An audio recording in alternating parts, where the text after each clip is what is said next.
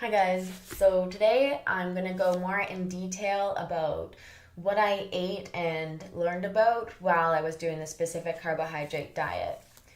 I did that about 5.5 years ago. I did the strict diet for about a year and then gradually incorporated, starting with rice and moving towards wheat and potatoes over time. I gradually reincorporated many foods back into my diet and to give hope that it's not like a life sentence, just that while you're doing it, you do need to do it fully. But as your body heals, it regains the ability to deal with more and more variety in terms of your food. And the further along you are in the healing process, the less you're going to react to those foods. So I have never gone back to having symptoms of Crohn's. Besides that, the fistula never healed, which I'm doing more videos about. But besides the fistula, all of the other symptoms, such as, frequent bowel movements, severe intestinal pain, all those kinds of Crohn's symptoms that I had before, they never came back. So I do consider it a success. So there were a few really important things that I did, especially at the beginning of the diet. One was I stopped being a vegetarian. I had been a vegetarian for about 7 years before, and I feel like that made me eat even more carb-based meals because in North America, there's not a lot of options for vegetarians, so you end up filling up on the carb part of the meal more. And that was a personal choice. I know not everyone with Crohn's is a vegetarian, but for me, I did, in order to do the specific carbohydrate diet and get the nutrients that I needed in order to heal, I did stop being a vegetarian. But that's really up to every individual. And on that note, probably the first basic, most important step is making bone broth. Which I don't know what vegetarians do. That's kind of why I stopped doing it. Although I'm sure that there's ways that you can do it as a vegetarian. You just need to research people who have done it that way. And it's completely fine. It's not impossible. But the bone broth is really important for healing because it releases the basically ionic minerals into the water from the bones. And your body can actually absorb the minerals that are in bone broth without further digestion. So it's already in these basically small enough particles that your body can simply absorb it. It doesn't need to be broken down, and that is amazing for remineralizing your body and giving yourself the nutrients that you need in order to heal. So beef knuckle bones are, I think, the best for making soup with, and you can find those at a lot of grocery stores or the butcher. I got mine from the farmer's market from a guy that raised bison and used bison bones. You could also use chicken, but I feel like the gelatin that comes out of these knuckle bones specifically is really helpful. Gelatin, you can do your own research about that, but it's also helpful in healing. Yeah, and I used the recipe from the Nourishing Traditions Cookbook in order to make the broth that I was making. Then there were the things that I focused most on. I know that it's basically an elimination diet, so you don't eat any starch food, basically. You don't eat any potatoes, wheat, rice, oats, barley, bran, anything like that that's these connected carbohydrates that need to be broken down. When they break down, they're broken into sugar. And basically, sugar is the fundamental thing that you're trying to avoid. So you're also not eating any processed kinds of sugar. You can still eat fruit or honey in reasonable quantities, but you aren't going to be eating processed sugar or these starchy foods in order to basically starve the overgrowth of bacteria that's causing your body to go into this autoimmune state and allow your body to heal, allow those ulcers to heal that's the goal of this diet. I'd really recommend reading the book for a more in-depth sort of understanding of that whole process. It was written by a woman with a PhD who specifically studied the intestine. So obviously her explanation is going to be way more helpful than mine. So it's Breaking the Vicious Cycle by Elaine Gottschall. It's definitely worth reading, and it's only like 80 pages of text and then recipes at the back. So what I focused on eating was beets. I ate a lot of roast chicken. I ate a lot of garlic, and I ate a lot of vegetables like broccoli, carrots, that kind of thing. And I often would cook like a chicken with all those things around it and eat that for like 3 days, because that can save you a lot of time on cooking as well. I ate mostly apples, pears, and things like blueberries as fruits, and I limited myself to approximately 1 fruit per day. One thing that I eliminated because of my own responses were anything from the nightshade family, especially tomatoes. I found that I did not respond well to tomatoes. Peppers are part of that. So was like tobacco and potatoes, but that is kind of neither here nor there. So the reason that I found that is that I kept a food journal for 30 days, and I would recommend doing that too. Basically, I just wrote down everything that I ate for 30 days, and that helped me become aware of what I was responding well to and what I was not responding well to, and helped me also be more honest and aware of what I was eating, and I would definitely recommend doing that. In terms of eating outside food, I bought Lara bars. Those were fine. Those are date-based. I bought those chicken, like cooked chicken legs, or salmon, smoked salmon. When I went out, I would get pho, the soup, without the noodles, just the broth, or I would get sashimi. So where I live, there's a lot of Asian restaurants. That's what I could basically eat and what I did eat, but I didn't eat out very often. But when I did, those were the things. Yeah, it's, but what I did very soon realize was that everything that I was eating tasted really good. It kind of eliminates all those foods where it's like, right? You end up eating good food every day. I also started making a lot of kefir, kombucha, and sauerkraut, and trying to eat at least one meal with probiotics every day, basically to replenish the healthy bacteria in my digestive system. And I know you can do this with probiotics too. Those I actually was not aware of, because that was a few years ago, so now you can also supplement with probiotics. But I'd also suggest making your own if you have the time, because then it makes it more potent. I have a feeling that doing it yourself could be even more beneficial than getting a packaged product, although I have no evidence at all to back that up. So, yeah, but you can get kefir grains or kombucha starter culture from somebody that you know, or on Craigslist or anything. That's also really great. And I did make a video about making sauerkraut. It's very easy. You could also, it's very easy to make sauerkraut, so that would be another great way to start. I noticed a definite change in my emotions when I started eating more probiotic foods, which I know sounds very strange, but I had been really depressed, and when I started eating these probiotic foods, I actually felt happier. And it was almost like euphoria. So since then, I've read studies that sort of supported what I experienced, which was that people feel less depressed when they're on probiotics.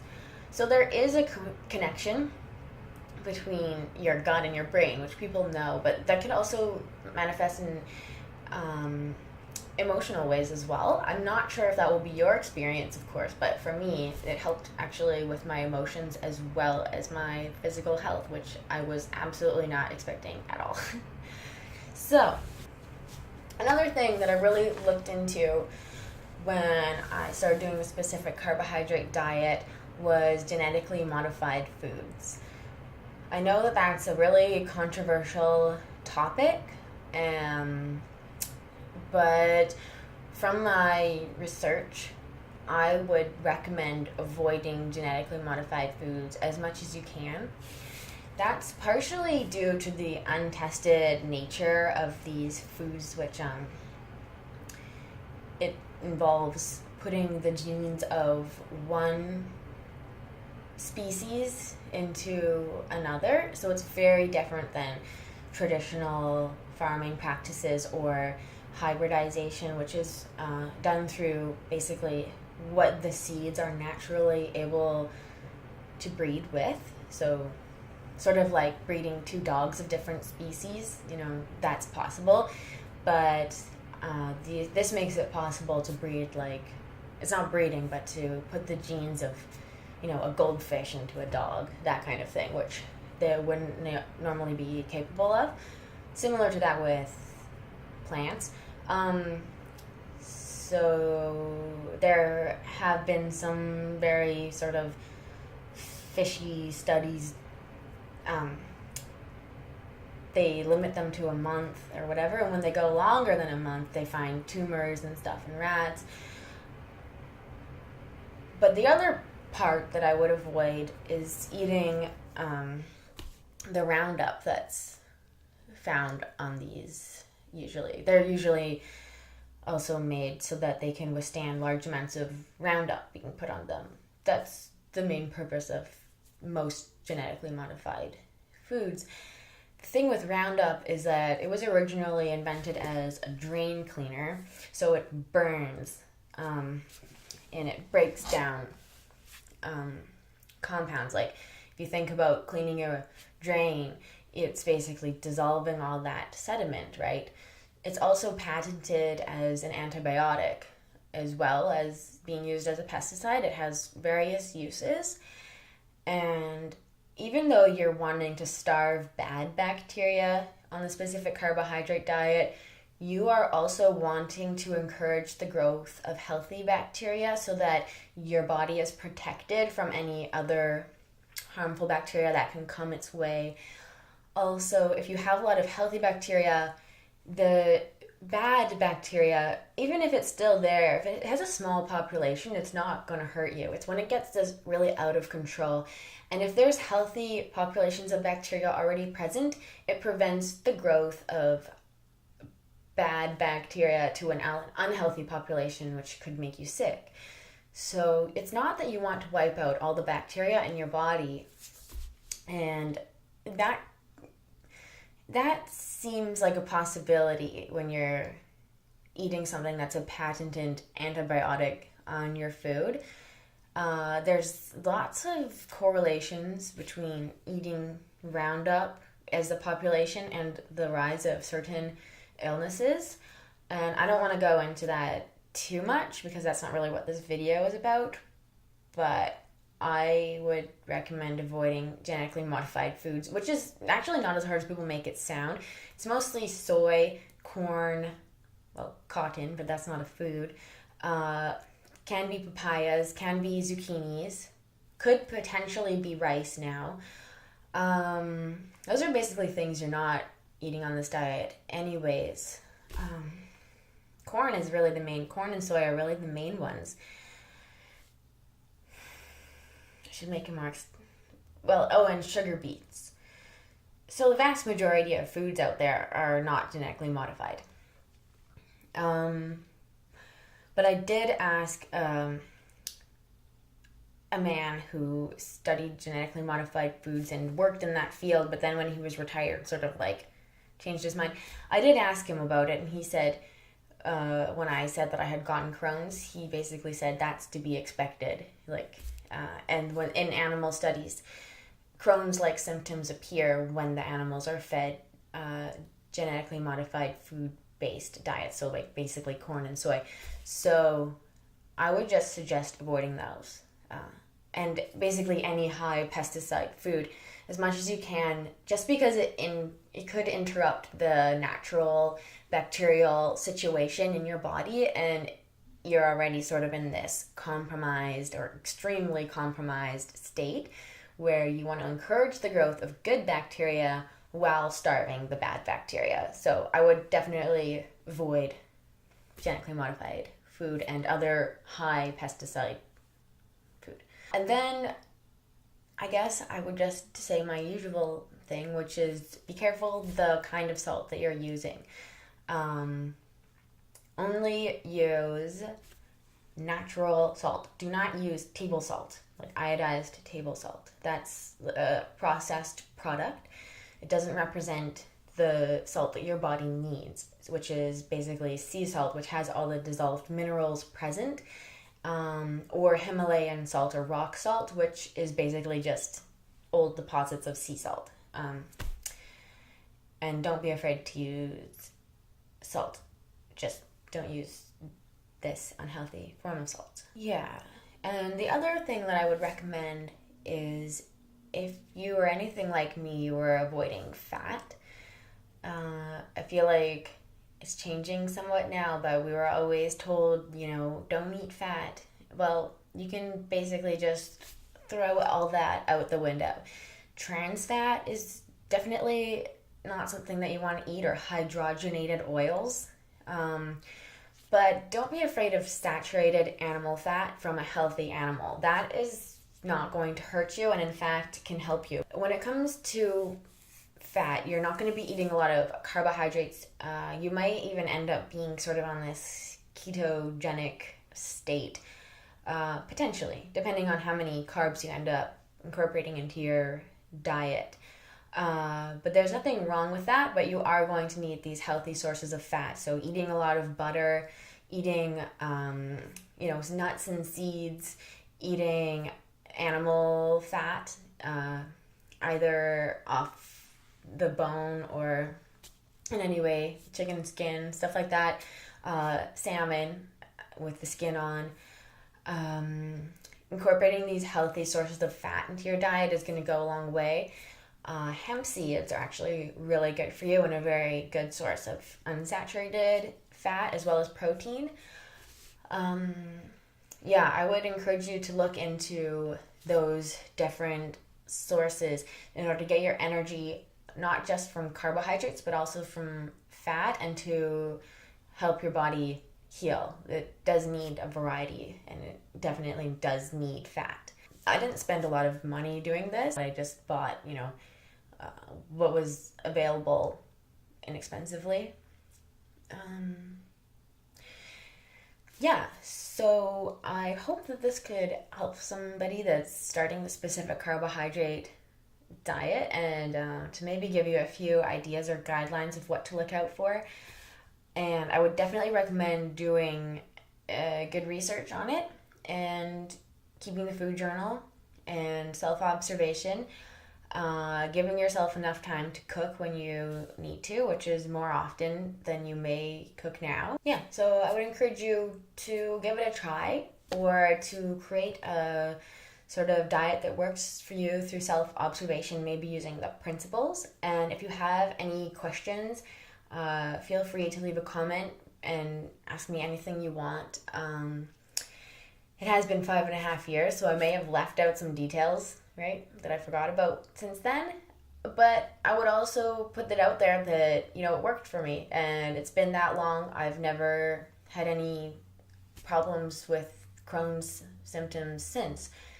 And hopefully that can encourage somebody to give it a try too. It's not like I started it yesterday. I did it. I learned a lot from it, and I was able to digest again afterwards. So, you can take that as an encouraging personal truth. So, thanks for watching, and I hope to hear from you. I hope that there's a few people that could get something good away from this. Okay, bye.